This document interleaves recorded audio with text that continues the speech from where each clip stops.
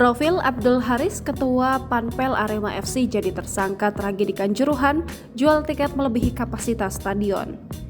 Abdul Haris, Ketua Panitia Pelaksana atau Panpel Arema FC ditetapkan menjadi tersangka dalam tragedi kerusuhan yang terjadi di Stadion Kanjuruhan, Malang usai pertandingan Arema FC melawan Persebaya pada Sabtu 1 Oktober 2022. Penetapan tersangka itu disampaikan langsung oleh Kapolri Jenderal Listio Sigit Prabowo dalam konferensi pers di Mapolresta Malang Kota pada Kamis 6 Oktober 2022 malam.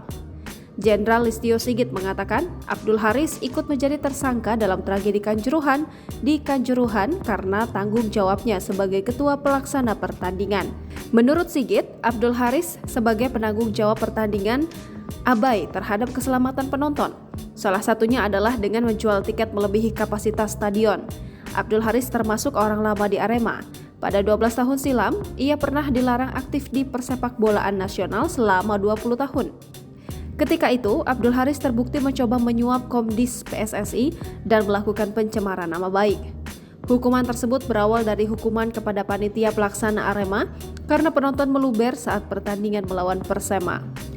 Pada putusan sidang Komdis PSSI 21 Januari 2010, Arema dihukum denda Rp50 juta dan 1 kali pertandingan tertutup untuk Singo Edan. Pada 2015, ia turut menjadi salah satu orang yang berkontribusi dalam persiapan laga Piala Jenderal Sudirman 2015. Kompetisi ini dihadiri Presiden Jokowi di Stadion Kanjuruhan Malang saat itu. Ia juga tercatat menjabat sebagai Sekretaris Dinas Pemuda dan Olahraga Kabupaten Malang pada 2018.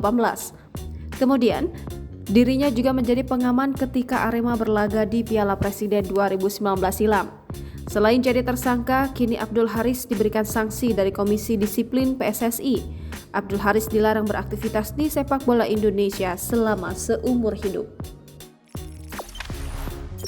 Jangan lupa subscribe, share, komen, dan like ya.